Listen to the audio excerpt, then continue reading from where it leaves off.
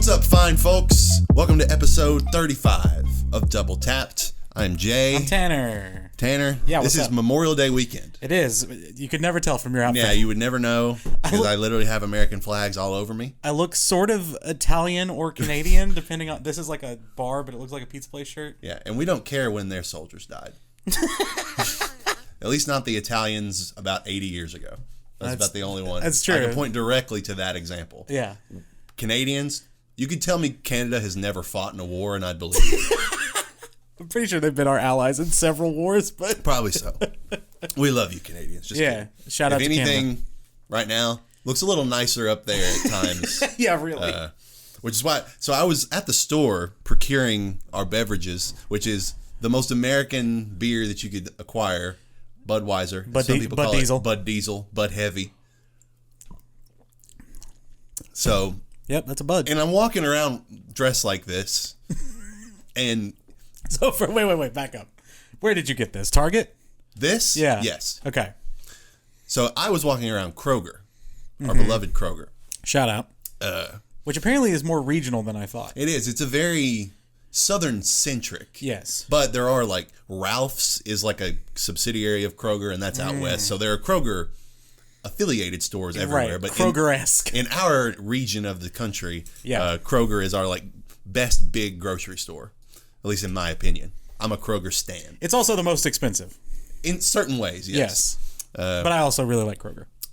But I was walking around Kroger wearing this, and I was going to say that I feel like it's rare for a man to walk around wearing anything and feel like Just innocence. and feel like people are judging me. And not necessarily in a bad way to some people, Sure. but and I think you know where I'm going with this. Yes. You walk around wearing a getup like this. Yeah. People start to think you're a little too patriotic. Yeah. You're a little, like some of the Orange Man, fan. Yes. Around here. Yeah. Which might keep you safe in certain areas. That's sadly true. But Yeah. I just bought it because I thought it was fun. I will say I like how because when you first see it, it's like, oh, it's a bunch of American flags. A lot of them are upside down. Yeah. Which apparently, I saw a Jeep commercial not too long ago. Okay. There's some sort of... Oh, wait a minute.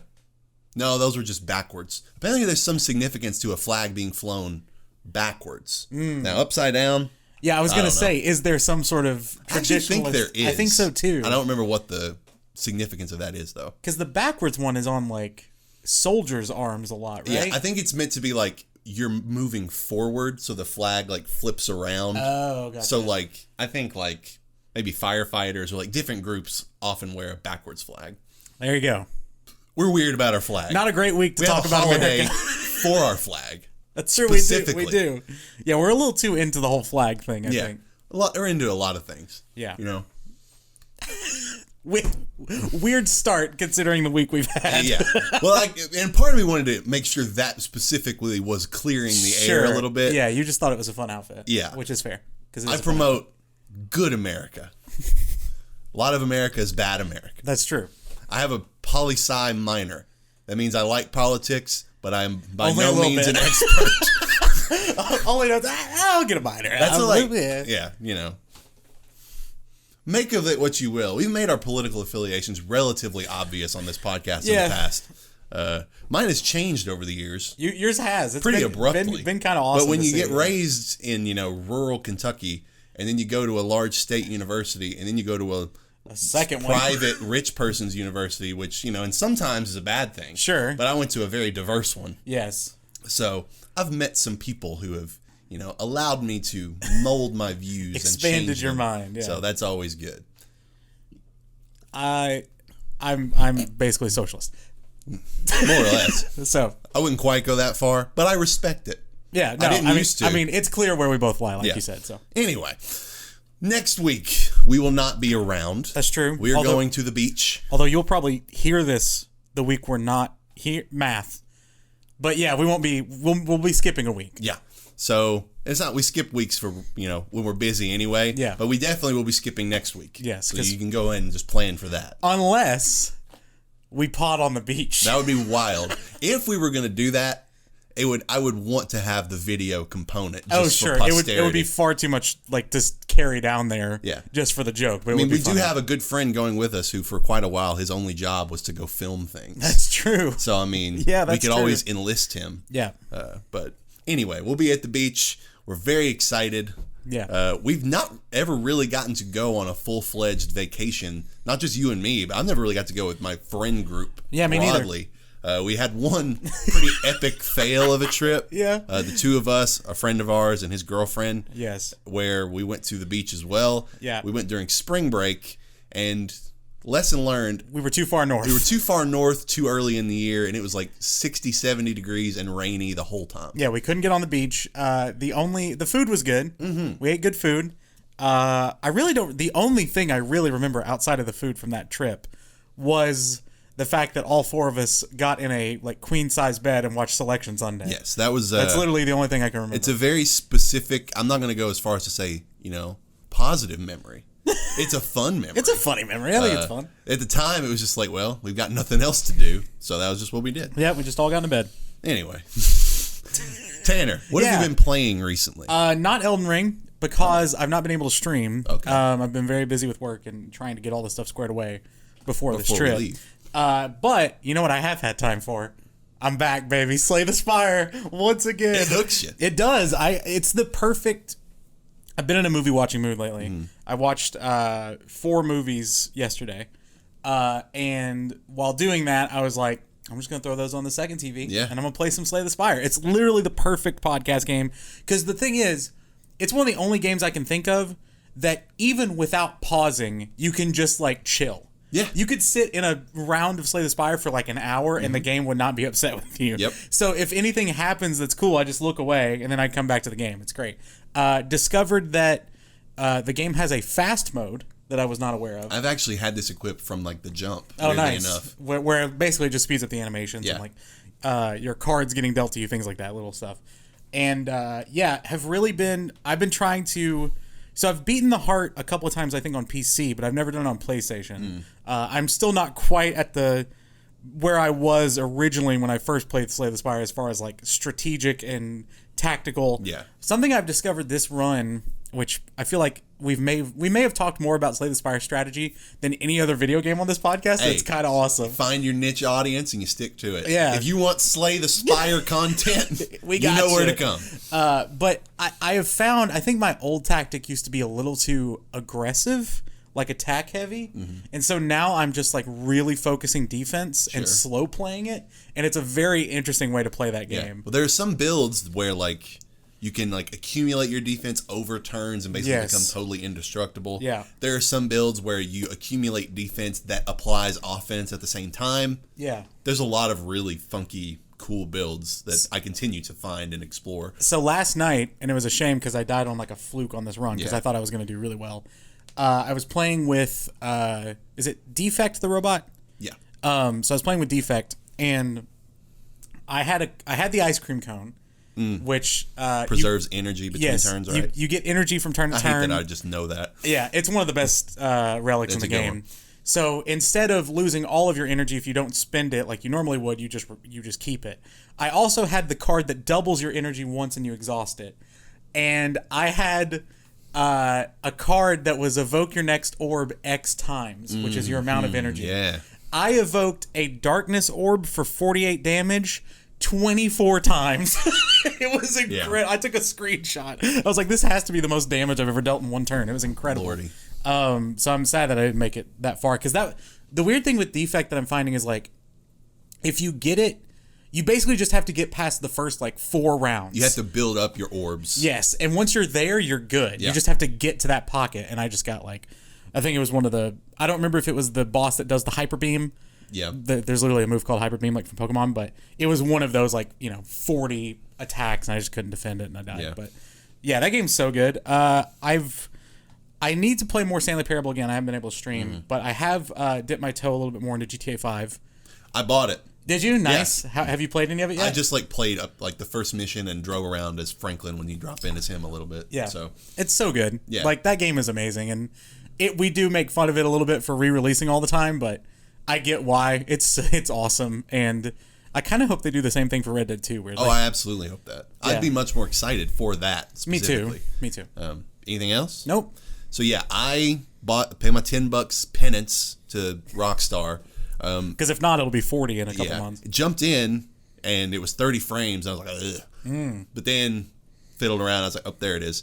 There's fidelity mode, which is like all the ray tracing graphical stuff. There's performance mode, which is purely raising the frame rate. But on current gen consoles, there's performance RT, where you kind of get the best of both worlds. Gotcha. It's 60 frames locked in, but with ray tracing. So like, you're not going to not pick that. So right, that significantly, once I found that, I was like, oh, now we're back. This is what I wanted. Yeah. Was this game in a higher fidelity, which I don't remember much of the story. That was the thing. I didn't either. I know, like, sort of, I was reminded, like, okay, Michael's sort of in witness protection-y kind of thing. Yeah. Then gets dragged back in. They're doing more heists, blah, blah, blah, blah.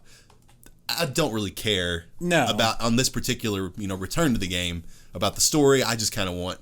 I'm in that mood of I just want games where I can bop around but be doing something else, kill time, just hang out. So GTA, so if you've already played it, it's great for that because there's so many side activities. There's just a huge world, lots of shit to find. Yeah. So excited to just mill about, fiddle around with it.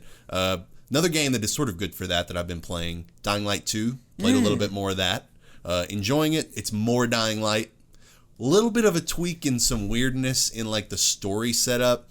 Not to mention, I texted you in one of our more funny text threads recently where I had you guess the protagonist's name. Yeah. His name is Aiden. Very common video game name. Yeah. Haven't gone back to Sifu yet. It's always on my mind, but I'm going to have to be in a very specific mood. Because I feel like once I start that game, I'm going to beat it in like 2 days. Yeah. Because I know it's not very long. Yeah. And then I've been having an itch to go back to a game that I will circle back to at the end. Because it's going to be my recommendation. Oh, interesting. But I'll talk about it then. I was going to ask you, which you're probably going to be driving. Or are you driving? No. To the beach? Yes. Yes, I'm you are? Okay, never mind. I was going to ask. I'm car A, you're car B, basically. I was going to ask if there were any games you were going to play on the way down. No, you'll be driving. I made a... Oh, now I have to tell the story of this playlist. Oh, no. Oh, yeah. So there was a gathering that we had a while back. Yeah. Where, often we just throw about random conversation starters, whatever. And one of the more common ones, if you were in a group like this, you might have heard basically the parable of the snail that tries to kill you. I think it started as a Rooster Teeth podcast thing. I think Gavin. Oh, yeah, because it's like the $1 million but thing. Yeah. And it's like, oh, you get $1 million. But all of a sudden there's a snail somewhere on Earth whose sole purpose is to crawl to you and touch you. And if it touches you, you die. Yeah. So we went as far down the rabbit hole with this conversation as maybe anyone has ever gone. Yeah, we spent like an hour talking about all the different intricacies and ways you could plan it. You have to, crystallize the rules. Is the snail immortal? Is if that snail dies, does another one start somewhere else? Exactly, all of these different things. And part of what we discovered is the lifespan of a snail, which is much longer than you might expect. Yeah. Turns out some snails, if protected, like in captivity, whatever, can live for like 25 years. Yeah. Blew my freaking mind. Yeah. Put all that aside. We were talking about you take the $1 million, you're living your life, you're trying to ignore your death snail because you're trying to enjoy your life without thinking about the snail that's crawling towards you to try to kill you. So, as such, part of my, plan was I created a playlist called Songs to Help You Ignore Your Death Snail. Yeah. Because we decided that death snail is a unit of time that means 25 years. Oh, that's right. So one death snail is 25 years. So if you ever hear us say, I'm going to wait about a death snail before X happens, we're talking about 25 years. So that is now the title of my summer 2022 playlist. Yeah. So can't wait to deploy that because that's what I'll be doing in the car. Nice. Anyway, on to some news. We've got a few stories. Okay. Since we've been here last. It's only been a week, but a few things have dropped this week. First off, just dropped yesterday, Star Wars Jedi Survivor has been officially revealed with a teaser trailer and is set for 2023. How excited are you? Pretty. Yeah, I would say pretty excited. me too. I think we've talked a little bit about how Jedi Fallen Order is like really good, but not quite great. Yep. And I feel like Respawn, I think my initial reply was just like Respawn only makes bangers because they do. Jedi Fallen Order, really good, like proof of concept. Titanfall 2, amazing game that I played recently. Apex is great. Like Respawn just makes really good shit. And it seems like, granted, the trailer didn't give you a lot. No. But it seems like, with all of the criticism it got and all of the like good positive feedback, but maybe you should do this instead of this kind of conversation about it.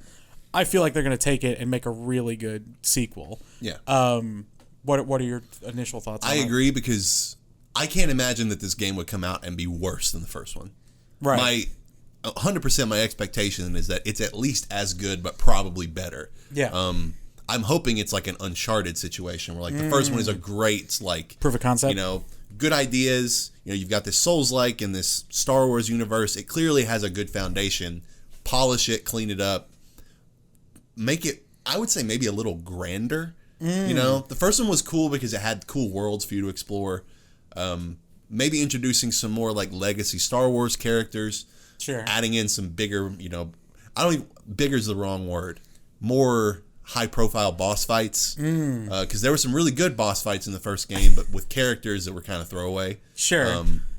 Although that one chick is awesome. Yes. Whatever her name was, I don't remember it. She had a really cool mask. You talking about like the one at the beginning of the night? I think she's the ninth sister. I was going to say something 9. Yeah. I know they're all like Ninth brothers and sister is sisters right. are the You're right. Inquisitors. You're right. It's Ninth sister. And she's dope. And the idea of the Inquisitors is really cool. Yeah. Like just Jedi hunters. So incorporating more of that, incorporating some of those characters, getting really good lightsaber boss fights. Because there were only maybe 3. Yeah, there weren't a lot. There were some boss fights that were different, which is fine. But, I come to games like this because I want to fight someone that I feel like is almost... It's like fighting yourself, or it's like fighting a other person. It's a mirror battle, computer. yeah. Those, I think, are the best fights in, like, swordsman-type games. Sure. So I'm really looking forward to it. I like the tease in the trailer. If you haven't seen the trailer, it's very short. Yeah. And it has that one character who I don't know his name. People thought that he was the Grand Inquisitor, but I don't think he is. Because the Grand Inquisitor in Rebels, I don't need to... I'm already too far down the rabbit hole in my own head. Because I haven't watched half the, like, animated, or any of the animated Star Wars stuff. Yeah. But there's the person in a tank. And it's like, who is this? Yeah. Some people are speculating it could be the first clone of Darth Sidious. Oh. Some people are speculating it could be a clone of Cal Kestis. Sure. It kind of looks like him. It does. Would I be completely like mind fucked if like Cal Kestis ends up being like the genetic seed for all the clones of Darth Sidious? That'd be kind of nutty. That'd be kind of cool. Yeah. But again, we're already getting into some of like, you start thinking about Star Wars too much and you remember all the bad stuff. So I kind of want you to just forget all the Star Wars stuff. Yeah, just think about the idea of Star Wars and how fun that is. Just kind of do your own. Speaking of, the Rian Johnson trilogy is now on hold, and they've confirmed that the next Star Wars is Taika Waititi's Star Wars. I saw that. Good. Yeah, I'm all in on that. Restart it, like reboot it, kind of just do your own separate story elsewhere in the universe. Yeah. That'll be good. So. Is there one thing, because talking about it has brought back some memories, good and bad, of that game. Not that I have a ton of bad memories, but is there anything you would cut? Because for me, I would probably cut a little bit of like there's like a small hint of like Metroidvania in that game that just feels very weird really compared to everything else. I didn't love that. And then all of the... I feel like you fight an AT-AT like 15 times in that game. You absolutely do. Like, battles like that can be completely thrown away. But, it's stuff like that you get better elaborated in a sequel. And I agree with that because there was if anything was like the hardest criticism levied at this game, it was probably not the Metroidvania setup itself, which is interesting, but it was the deployment of the map. And how it interacted with the world. Oh, I forgot about that. Those map. maps are super duper obtuse. And basically, if you got really deep into like one of these chambers in these worlds, you could not like warp yourself back out. Yeah. So it was very confusing at times. Yeah, and it was frustrating and not very fun to just sort of try to dig your way out of this hole that you've put yourself into. So confusing that Jay said super duper, which you do not. You don't hear the duper a lot anymore. I love it. But I would want more open setups for these different planets that you visit. Yeah. maybe a little more like, I don't want to say not RPG-ish, but having more like NPCs that have like interesting things to say that you could find. Google just got triggered by something. Anyway, did I say super duper and it triggered the Google? Super duper Google duper. Yes, I agree. That would like be maybe cool. This is a weird comparison, but like in Assassin's Creed, you're finding the historical figures, Sure. and interacting with them. Maybe in this, you could, if you're going to Tatooine, you run into Uncle Owen at the exchange Right. on Tatooine. You run Right. into whoever. That's a good idea. Something like that, where it's just little interactions that give more depth. Yeah, more characters that aren't enemies. Yeah, and the other thing is take out that game might have had the worst outfit customization I've ever seen. Yeah. It was what like, color brown do you want your poncho to be? exactly. What color do you want your poncho to be? I don't want to wear a fucking poncho. Yeah, that was what I kept bad. thinking that whole time. That's so I a good never one, wore yeah. a poncho. Yeah. Take all of the creative energy from the clothing out and put it into the lightsaber. Because that was the fun part. Yeah, that was really cool. They handled that well. Anyway, next story. PlayStation has announced 3 TV shows that are in development. I saw this. A Horizon series for Netflix, Yeah. a God of War series for Amazon, Yeah. and a Gran Turismo series. Not sure who it's for yet. No one. Tanner, It's for no one. when I saw this whole story, Yeah. even if the Gran Turismo thing wasn't part of it, which is stupid enough, Yes. I don't know why Sony's doing this. I don't either. This harkens back to like a weird era of why do we feel the need to validate our IP outside of the games Great themselves? point. Such a good point. Yeah. Horizon, God of War, these stand on their own. Yes. We do not need TV shows that if you're and maybe they'll be good. Maybe. But I'm not confident that they'll be as good as the games. Sure. Or as, let's take the Last of Us series that's coming out, for example. Yeah, we got to talk about Why that. are we excited for that? Because it's Neil Druckmann and like writers from Naughty Dog, Yep. and it's HBO, and it's the the- Chernobyl people. And the guy who did Chernobyl, which was a really well acclaimed show. So this has the structural setup around it to be great. Yes. I'm not convinced that any of these shows will have a similar setup. Totally agreed. HBO is on another level still when it comes to committing to their shows. Yeah. They are very particular about what they greenlight, and the shit they greenlight gets a lot of financing and a lot of thought and a lot of good talent put behind it. Yeah. With Netflix and Amazon, it's more of a crapshoot. Yep. And honestly, outside of Stranger Things, which I didn't even watch the last season of, I know the new season's out. I can't really name a show on Netflix that I've been like, man, can't wait for season 2 of this show, because it's just not. They seem to be way more about quantity over quality. Amazon's somewhere in the middle. I feel like they try harder, but they also put out some random shit, and it's like, first of all, we have no idea of the creative forces behind any of these things, which, like you said, is one of the reasons we're hopeful for the Last of Us show. But also, playing The Last of Us, immediately, almost everyone was like, man, this would make a great movie. Yep. This would be people were talking about movies more than shows at that point, but like, this could actually be, I remember the conversation being like, could this be the actual first good video game movie? Right? That was how good that story was. And like, you and I both love God of War. Kratos is sitting right there. I will say, I'm much more optimistic about the prospect of a God of War show. Me too. Than Horizon. Because I think if approached correctly, maybe it's like Mimir telling stories about like their travels or something like that. It could be interesting, but I just don't have the faith that they're going to execute it as well as they could. And the Horizon show, the story of Horizon 1 is cool, but that was never like the main point of Horizon. That was going to be my point, which is just The Last of Us, superbly written and story-centric. Yeah. God of War, superbly written, but less story-centric. Yes. Still a great story, Yes. but it's not the focal point of the game. Right. Horizon,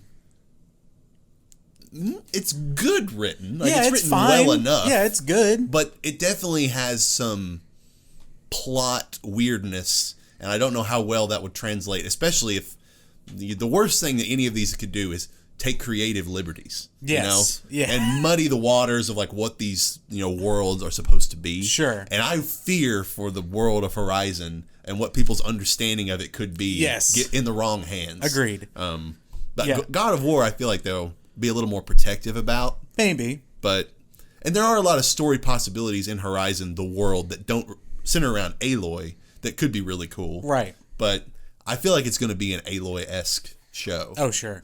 Well, and I wonder, too, with God of War specifically, it's like, are they going to start... I assume they start where God of War, the newest game, starts. So we're not going to have any of the history of Kratos in Athens. So you think it's going to be like when Kratos gets to Norse land? I guess. I mean, that would be a pretty good, like him meeting Faye, like pre-Atreus. Yeah, that's the only thing I could think of. That'd be cool. I think the way you steer clear of this isn't as good as the game is to tell another story in that same universe, but maybe that hasn't been told yet. I agree with that. And that won't be told in the games. But like, I kind of think that they're going to want Atreus in the show because that's the whole dynamic that people love, right? Yeah. Weirdly, as much as I make fun of it, Gran Turismo might be the best, like, blanket for if someone has a really good racing story they want to tell. I know people are diehards about F1 right now. That, like, at least Gran Turismo has no... it's a clean slate. Like, any sort of... information or story or anything. It's just like, it's a racing story and we're going to call it Gran Turismo and we're going to slap the logo on it. But yeah, I think Horizon does not work as a show because I think it's going to be it's either going to be too simplified, like you said, or too dense for people to want to involve themselves in it. Yeah. I don't know. I'm very curious about the way that's going to work out, especially when I think the cool part of Horizon is the gameplay anyway. Sure. So it's like, when you take that out, I guess my question is, does Sony see themselves as like the new Marvel with TV? And it's like, why does everybody need to do this? I know what the answer is, money, but like, I don't know. Try the Last of Us show out first before you greenlight something, maybe? Yeah, that's true. It's weird. It's a very gung-ho approach to something that we've not seen work once. Yeah, I will say, and I forgot about this, Netflix is in a dire strait, or they're in dire straits right now.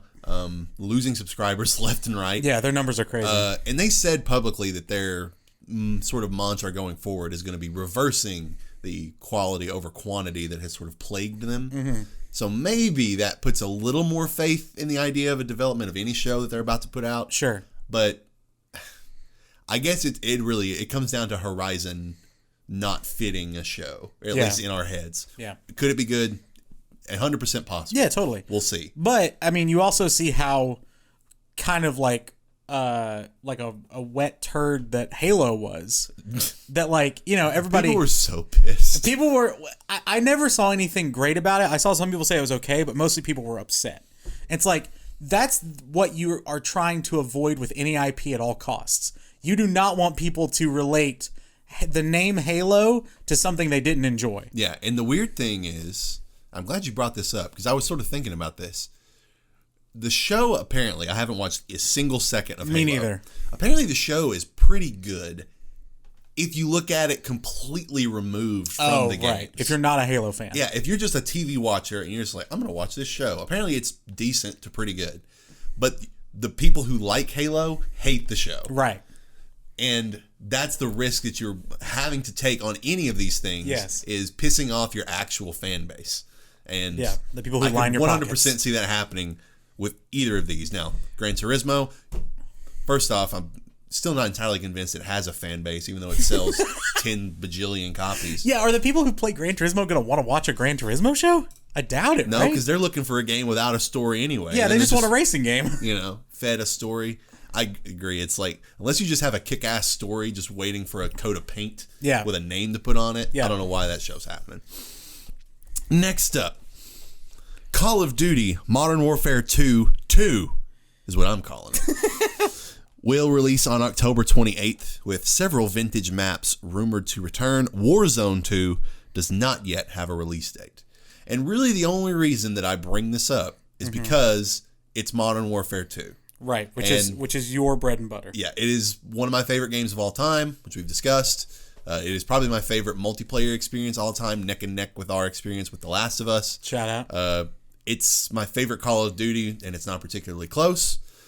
I just think that it's dumb that they haven't leaned into that as much, because there is clearly, maybe it's just the, realms of TikTok and Twitter that I'm on. Yeah, your echo chamber. But it really does make it seem like this is Modern Warfare 2, the original, is one of the most highly regarded Call of Duties there ever was. Totally. The maps were great. The guns were great. The stories and characters when they were in their prime, like the Modern Warfare slate of characters, were at their best. And they really have not capitalized on that with the legacy Call of Duty players who've just been clamoring, are like, I miss the old Call of Duty. I'm not saying they can't bring it back and revamp it and apply all the modern mechanics to it. I would like them to do that. Yeah. But do it with some of these maps. Bring them back and just a fresh coat of paint. Some of these guns, all these sorts of things. It's just, I want to say it's a license to print money. I hope that I'm right about that. I might be wrong. Maybe these new Fortnite kids have just taken over and they're going to dominate the shooter space and they decide what's cool and what's not. Oh, no. I hope they don't. But right now I'm hoping, and in the marketing of this game, they're leaning into the old, like the green aesthetic is back, like the old school Modern Warfare logos. The characters are back. It's reminiscent of when they brought like Captain Price back in the first Modern Warfare. You've got Soap, you've got Ghost, you've got all these guys. So they're catering at least a little bit, and I hope as more comes out about this game, it makes it clearer and clearer that they're respecting what the original Modern Warfare 2, set out and created. Yeah, I'm really excited because I mean this is your baby here, but I'm excited to experience some of these maps for the first time. My first Call of Duty was Black Ops. My first Modern Warfare was Modern Warfare 3, and I want to play Modern Warfare 2 because even outside of you, this is the game that always comes up as the gold standard for Call of Duty. What I just thought of though, it's gonna suck in like 5 years when we get a Fortnite remaster and people are like, yes, it's back. Like we're getting the original map. Hell yeah, dude. Oh God. But it's gonna happen. But then I'd probably play that shit, Yeah. Because I wasn't there at the beginning. I was there maybe like 2 seasons in. Sure. But I was there pretty early on, and that was fun for a little while. Yeah. So. But that's gonna be funny. There have been so many good Call of Duties and quite a few bad Call of Duties at this point for a series that's gone this long that it should be clear by now what the fans want. Yeah. And I'm kind of surprised this isn't just a straight up remaster in a way. And because I thought it was when it first got announced. And we've been clamoring for that for years now. Yeah. But this here's what I will say. Absent of anything else, like we talked about how we skipped Black Ops Cold War. Yes. Then we were back in on Vanguard. Vanguard was fine. Yeah, it was fun for like a week. On the relative Call of Duty scale. Yeah. But this is the only one that they could have possibly come out with absent any information about it. I'm like, all right, I'm going to buy this. There's not much of a conversation to be had. I'm not going to be swayed. You're not going to sway me out there. Don't even try.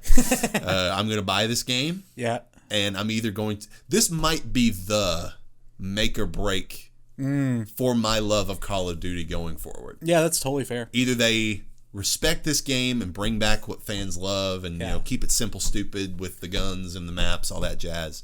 Or they completely botch it, and I'm not convinced that any Call of Duty will be good ever again. We'll see. Right. I had one more point here. Oh, I'm actually, because I don't have the Modern Warfare 2. I'm very excited for you all for Modern Warfare 2. I'll play it if it's good. Warzone 2, I've had an itch for some sort of battle royale recently. Yeah. Warzone was really fun. Yeah, it had I didn't play it nearly as long as you or most people, but it's one of those itches that's hard not to scratch whenever the opportunity comes around. Like I had the first itch in maybe 3-4 years to play PUBG the other day. I didn't play it, but I had the itch, and so like Warzone 2 kind of makes me perk my ears up a little bit. Yeah. I hope that announcement is soon.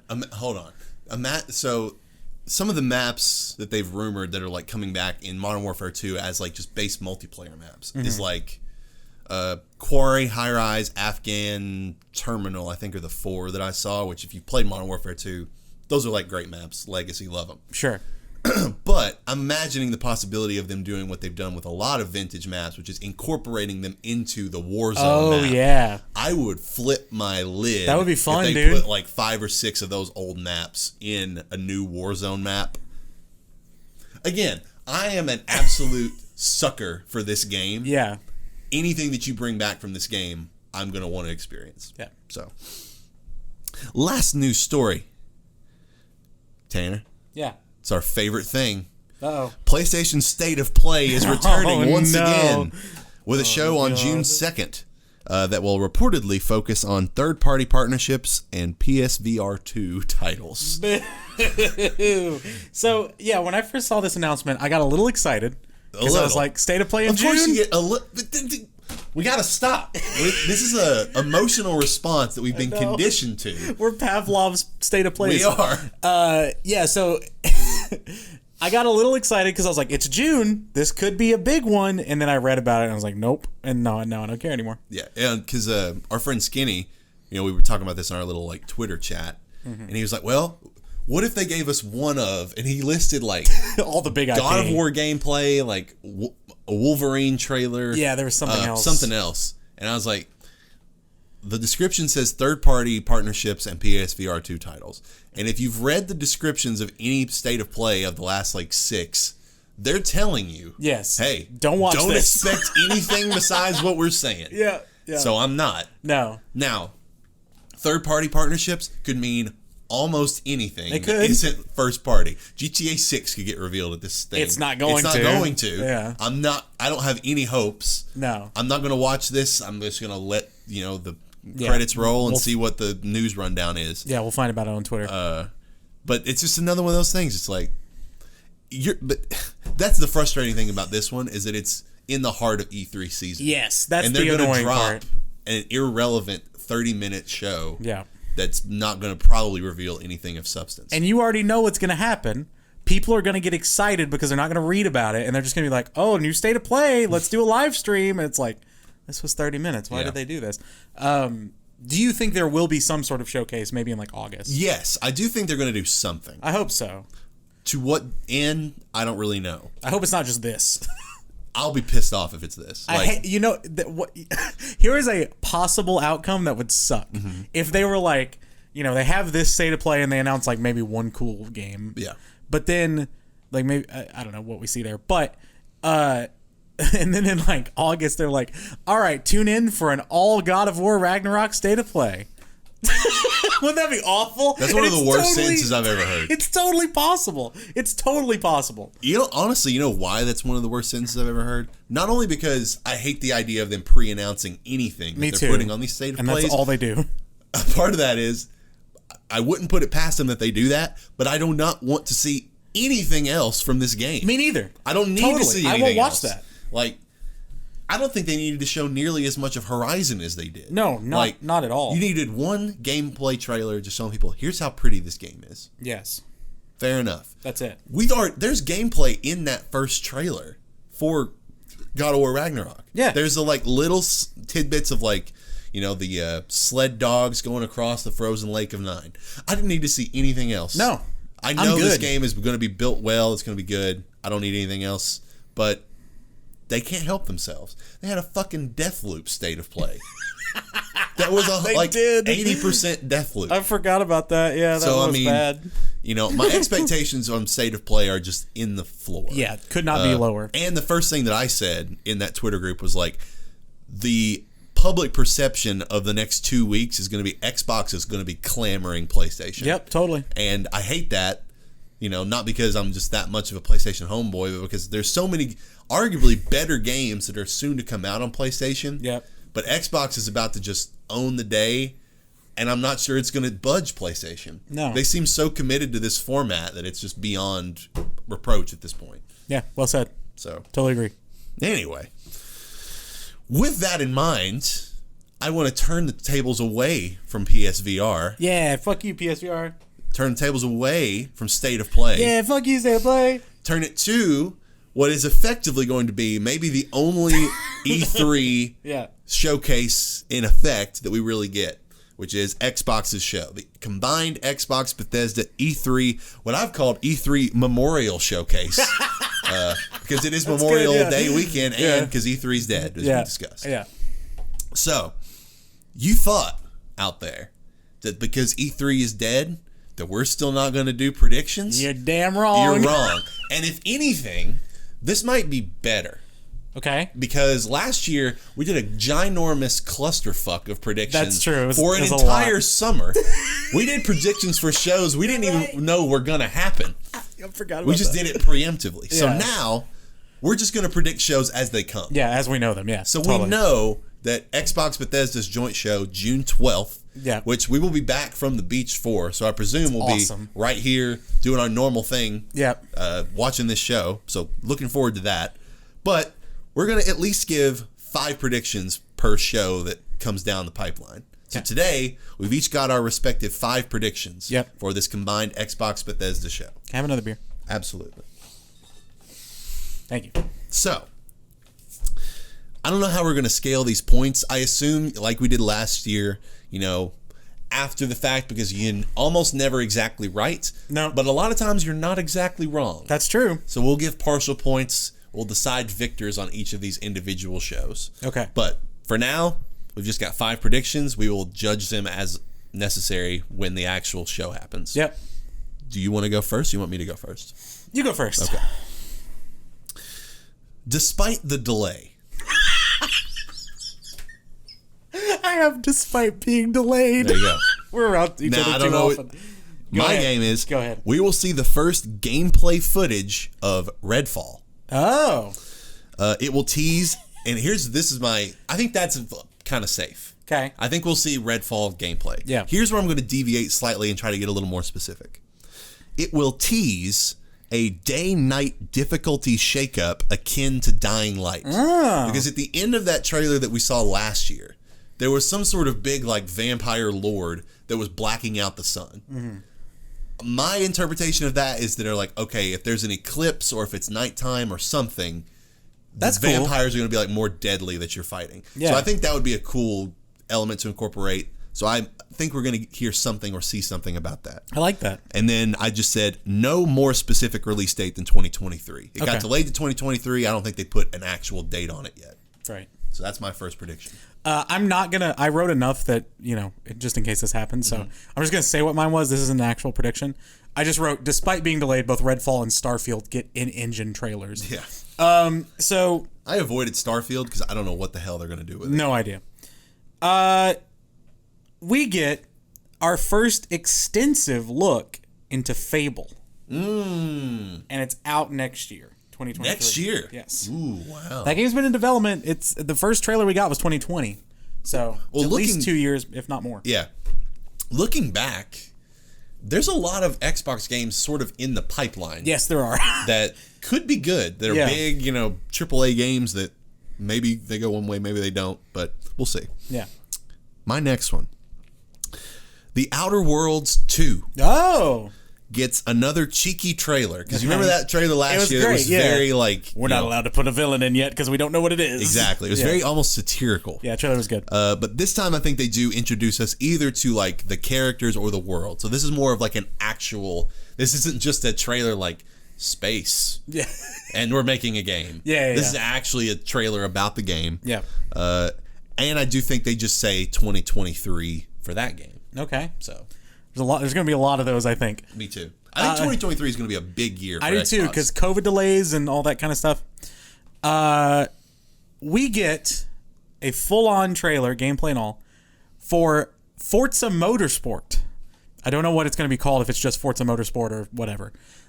Will be this year, and there will be some sort of tie-in to F1. Oh. I don't know if it'll be drivers, if it'll be teams, or whatever. F1 is the sports hotness of the world right now. Yeah. And that makes total sense. I think they're already that kind of racing, right? That's sort of the Grand Prix type style. So Xbox loves a good tie-in. So I'm going to say it's an F1 thing. Okay. My next one.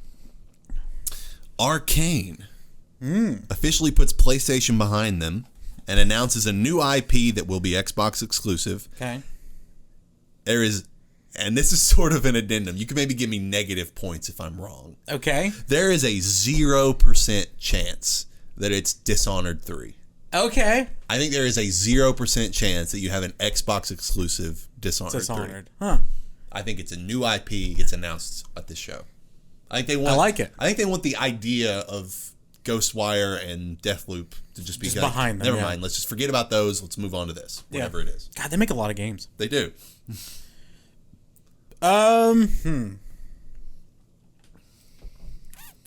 Okay. Something people have been clamoring for a long time. Xbox announces that Xbox Live is no longer a thing. Game Pass is now an all-in-one subscription. Yeah. Makes sense to compete with PlayStation Plus. Yeah. It would just People be so want much Xbox more Live to be streamlined. dead. Yeah. Just the difference in... At this point, the value proposition of base Xbox Live is so minimal compared to just getting Game Pass, or now compared to getting PlayStation Plus as it's about to come down. So, I mean, I agree. I didn't put that as a prediction, but I saw some people chatting about that. Like, I don't know why they don't do this. So Yeah, it's been a thing for a little while now that people are just like, Xbox Live is the dumbest subscription I pay for. My fourth prediction. Okay. Do you remember the trailer for a little game called Contraband? I have a Contraband thing here. There you go. So, I've said Contraband It's so funny. will get a gameplay trailer Yeah. highlighting, and this is where you know plus minus points are going to come down. Sure. A Mad Max meets Just Cause gameplay style. Oh, interesting. Okay. So a sort of vehicle-centric, heavy destruction, sort of like heist escape sort of vibe is what I get. The heist escape vibe, like it seemed like the trailer was hinting like, okay, we've got these like blueprints, we've got a car that we're building out as like an escape vehicle. So I think the sort of direction this game is going is Mad Max-ish in the driving mechanics, but because it's Just Cause developers from Avalanche, I think they're going to incorporate some of the big explosions that you're accustomed to. So I think that's the vibe, but I don't think we get any whisper whatsoever of a release date. I like that prediction. Yeah, because I wrote it as Contraband. It's funny. I wrote it like I have forgotten about it too, where I was like, hey, remember this game? Because I wrote it as Contraband, that cool Smuggler's Paradise game. Yeah. I just said it would get a trailer. A gameplay trailer. I have so many here. All right. I'm going to combine two of them. Okay. We get the first trailer for IO Interactive's James Bond game. Oh, baby. And at the end, Xbox has acquired IO Interactive. That would be dirty. That's they pull that out. That's a really good studio just sitting out there, man. You're right. No parent company? I don't think. Interesting. That's one that it just never even, registered with me when we've talked about acquisitions as like a possibility. But yeah, I was going through my predictions. I was like, which of these companies could they buy? Yeah, it's like they could probably buy IO. Well, here's the interesting thing: is that IO right now locked into making this James Bond game. Yeah, but if the plan for whatever company wanted to acquire any company, let's just zoom out. Let's say we're Xbox, we're looking to buy a developer. Yeah. What's a developer that has a structure that's built in to create a platform of a game that's ongoing, Yep. that is a money maker over time? Your subscription could pay for it. Yeah. It would keep you subscribed. IO might be as good of a bet as there is out there. So yeah. I like that. That's a good point. Because I would totally have played the 7 Deadly Sins Hitman 3 stuff if it was part of my Game Pass or Plus subscription. Sure. Man, I like that thought. Thanks. My last one. Okay. Which is a little more nebulous. But, so last year we thought Xbox had a good show last year. Mm-hmm. We praised the structure because it harkened back to the bing, bang, boom, trailer, yeah. All the way. Since Xbox at this moment is really the only big company present for E3 season. Sure. If you assume E3 season is like early June, which is when we're used to. I think they're going to double down and say, we're sticking to this structure. We know people want to just see the games. We have a lot of games in the pipeline. We're going to show them all to you.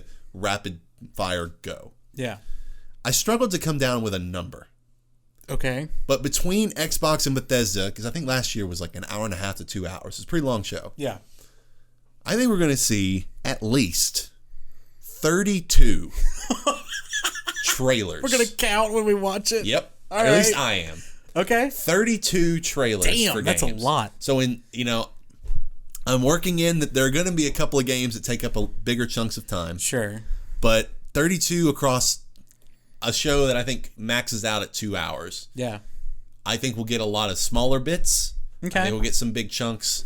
But I started at 25, and I was like, let's get a little more ambitious. I went up to 32. I like that it's 32 trailers. Now question. Okay. If we get like some sort of sizzle reel, Sure. do those count as a trailer? I think no. But depends on the structure. Because I think there are some sizzle reels where they do sort of give you brief, maybe like 20-second, 30-second, like... Yeah, like quick fire trailers. I'm not talking about like a sizzle reel where it's like 10 seconds max for each game. Right. And this will be a very discretionary thing. Mm-hmm. But if it's a sizzle reel where we've got like, the title of the game is across the bottom of the screen. Yes. We get cuts of different parts of the game. I think that counts. Okay. Does it have to be for a game that's not out to count as a trailer? So like Hades last year, is that a trailer? Hades last year. That was not yet released on that platform. Sure. Yeah, if there's like, I'm trying to think of a PC exclusive right now, but like Inscription. Right, yeah. Inscription comes to Xbox. I feel like that's a trailer, right? I think as long as it gets ample time shown, I think it still counts. Okay, cool. As long as it's I'll amend it. Okay. DLC doesn't count. Good. All right. Yeah, that's fine. DLC doesn't count. It has to be either a game that's being ported or a new game. Got it. Okay. That'll be mine. Oh. Man, I have two really good ones that I like. I'm going to go for, I think, the one that's slightly more likely. Okay. We get our first Call of Duty Modern Warfare 2 trailer, and it is announced as a day one Game Pass game. Not exclusive. Oh, no. But it's on Game Pass day one. Oh, no. That would rock my world, because I'd be like, where am I going to play this? Yeah. Play it on PC with me. I'd probably play it twice. I'd probably buy it on PlayStation and play it on PC. Yeah. Ugh. I mean, they own Activision, dude. You don't buy them for nothing. I forgot about that. That was one of the only things that I was thinking about. I was like, damn, what are they going to do with Activision? I was like, oh, Game Pass. Dude. Wow, the possibilities really are endless for Game Pass games that get announced during this show. Yeah, because I think they're going to... Sorry, I didn't mean to cut you off. I think they're going to really say like, oh, you have that PlayStation Plus thing? That's cute. Here's Game Pass, where you can get Call of Duty Modern Warfare 2 day one on Game Pass. Pardon me. So that was your last prediction. Yes. So now let's just talk broadly. Okay. This feels like almost Xbox's like revenge is best served cold moment. Like PlayStation's about to drop a middling, meaningless state of play. Yeah. 10 days later, you get your chance as the lone survivor of E3 season to just drop the hammer.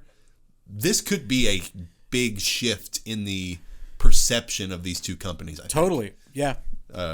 Yeah, I think this could be we're really getting our win back kind of thing. Yeah. Where they're gonna.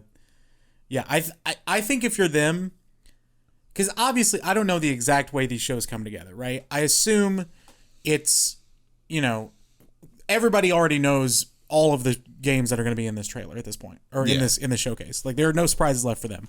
But I wonder if like a month ago or whenever they're putting the show together, probably further back than that, if they're like, in my head, I've been in marketing meetings, not of this scale, but in my head, they're just writing every name of every game that they know is coming on the board. It's like, who can we see trailers from? Yeah. I feel like they should unload as many of those as they can. Like, just make this a crazy show, because I think that will swing so, like you said, swing so much good favor their way.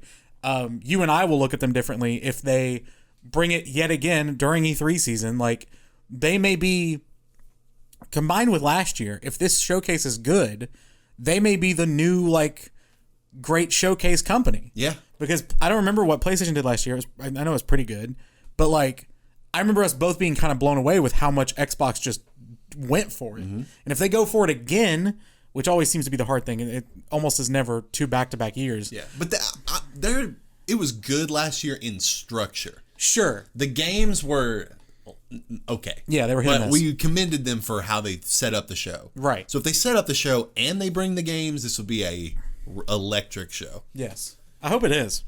I'm all for all the parody in the world. And, Yeah, me too. I mean, we're both Game Pass subscribers, so And that's the thing. might as well If enjoy they're it. doing sort of what you said, and so they have on a whiteboard, like, okay, here's all the games that potentially we could show a trailer for. Yeah. And here's all the games we've already earmarked that are going on Game Pass.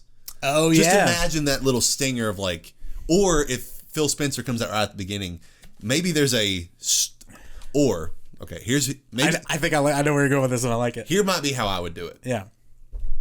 You show some games, you don't worry about that part just yet. Yeah. You have one of your figureheads come out and say, enjoy the show. Then you have Phil Spencer come out, a la I forget who came out at the PS5 reveal when we were like, oh, they're almost done, and then they had like 4 games. Oh, yeah, that were that's bangers. right. Yeah. Imagine Phil Spencer comes out and it's just like every game you see from here on out is day one on Game Pass, and then they show you like 10 games. Yeah. That are all like big, like pretty expensive looking AAA quality games. You totally just like sell this better than PlayStation ever could sell the current subscription model that they've got going. Right. Like, because they're clearly not committed to it like Xbox has. Yeah. They've got all the room in the world to make this an absolute curb stomp of a show, Xbox over Sony. And we didn't even mention Perfect Dark. We didn't mention Hideo Kojima's rumored game that he's going to work with them. We didn't mention the Coalition's new game, which is not Gears. Like all the third-party stuff they could pull in, Avowed. Like there's so many other games floating out there, like you said, that are just kind of in the ether that this could be like... I don't want to overhype myself for it. I have very low expectations overall, but it has the potential to really blow us out of the water, and I hope it does. I agree. I'm not going to root against them just because we're PlayStation boys. Like, No, totally. Competition is good. Yeah, good games are good for everybody. Yep. On that note, Tanner, do you have a recommendation to cap us off this week? I do. It's a game that I forgot to mention at the open. Okay. It's a game called, you're going to laugh at me, Super Auto Pets. So this is a... You're going to have to explain a lot. So I didn't know what auto chess was until I played this. So auto chess is like what Dota is, Wait a kind minute. of. Did I mishear you at first? I thought you said Super Auto Pets. That is what I said. But it is an auto now chess you're talking about game. chess. So now I'm really confused. Super Auto Pets is in the auto chess genre. Okay. Auto chess is a genre of games. Like Dota is auto chess technically. There's some other games that are much larger scale auto chess. But basically, the idea is... I'm learning things today. You put pieces on a board. This is very simple. Super Auto Pets is a very simple version, which is why I like it. Okay. You put your pieces on a board. They go up against another team's pieces, and then you get a turn in the shop to either upgrade your, in this case, pets, give them treats, or buy new pets, and then they go back and forth. So the idea is like it's a longer running, like, most games go like 6 or 7 rounds. Yeah. Battle, and you're trying to upgrade yourself over and over again. So this game is very cute. So like your little attack pieces are like a badger or an elephant or whatever. It's adorable, but it's actually the amount of strategy that goes into it is kind of awesome. Deep. Yeah. So like you can get an animal. So it works as sort of like a card game stats wise. It's like you have your attack and then your health. And basically the cards fight each other, and then whoever wins. It's like last man standing kind of thing. But you can get pets that every time the pet ahead of it attacks, this pet gets 2 more attack. Yeah. Or and you can chain some crazy shit. The other day I had a pet that was anytime you bought food from the shop, which food are like buffs basically, you gave a random pet +1 health, +1 attack. So I would just not even upgrade my pets and just buy food, reroll, buy food. And then I was just scaling infinitely. It is so fun. It has some of the same strategic feeling of a build that's similar to a Slay the Spire, where you just get this mode and you're like, oh my god, if I pair this with this, holy shit. I know it's silly. It's a very cutesy game. You can play it on iOS. You can play it with anybody. But a buddy showed it to me, and I really enjoyed it. It's a very fun, little enjoyable thing. It's free. So similar, people call Pokemon baby's first RPG. Is this yes. baby's first MOBA? Kinda, yeah. Basically, yeah. Huh. I like it. It's fun. And are you playing against other people, or are you? So I was playing against my buddy, mostly. But yeah, you can play random lobbies and stuff. But it also has computerized? Like, can you play local? Or I don't know if you can play against a computer. Maybe, I'm not sure. I haven't tried it. I might have to look into it. It's pretty fun. It's a fun little just do nothing game. Because we've always been in the fuck MOBAs camp. Yeah, more or it's less. not really a MOBA. I know, yeah, because I've never really heard of this auto chess kind of genre you've described, but that's kind of interesting. It's fun. Talking about the builds and Slay the Spire comparisons, like I see how that just kind of manifests itself as a more multi-tiered, complex version of like Slay the Spire. Sure. So, anyway, my recommendation: I've been playing a lot of golf. Played another 9 holes the other day. Or the actual game golf, by the way, not a video, not a golf video game. Yeah. Although I'll circle back to that. Like, ordered a new golf bag. Nice. Golf bags, really expensive. They are. I looked the other day because I want to get a set, and I was like, holy shit. Like, I got a cheap one, and it was $180. Yeah. Ordered some new head covers, so I'm in the zone with golf. Yeah. So, I was just going to circle back and recommend one of my favorite golf games ever, which is Everybody's Golf. Which is going to be rumored, by the way, on the new PlayStation Plus. Yeah. And it's a great... I have not quite gotten into the depths of the multiplayer capacity of Everybody's Golf. But as a person who I love golf video games. Me too. Partially because they're great for that like podcast game setup. Yeah. If you understand the game even a little bit, most of these... especially the more like animated style, like your Mario Golf, your Everybody's Golf. Yeah. You don't need to be like a golf rules expert. They're streamlined, they're simple, they're fun, but they're tactical enough. You're picking your clubs, you're deciding like how you're going to play a hole. Yeah. One of the interesting things about golf broadly, and it applies to these games as well, is every hole and every course is unique. It's not like basketball, it's not like football where everything's standardized. Sure. You're playing the course as much as you're playing other people. Right. So I love diving into these different golf games and just seeing what kind of funky courses they've designed. Yeah. And Everybody's Golf has some really good ones. So if you in the mood, you see the PGA Championship, you see the US Open, the British Open come on TV, and you're like, I don't really understand what's going on. Try Everybody's Golf, or if you don't want Everybody's Golf, try the golf game of your choosing. Yeah. I just think it's a really good pathway into understanding the basics of the game. Totally. I know way more about golf because I played Tiger Woods PGA Tour 06 or whatever. But and you got 2 of those coming out pretty soon. That's true. You got EA's version and you got the 2K variant. So, yeah. Excitement around golf video games is at a high that it hasn't quite been at in a fever pitch. Maybe a decade. Yeah. So play some of these games, get yourself warmed up for some of those, because if you don't buy them and they don't make sequels, I'm going to be mad at you. So, my mic fell. Anyway, that's all I've got for today. Let's go enjoy some wrestling, some basketball, and some beach. We'll see you soon enough. Until then, we're tapping out.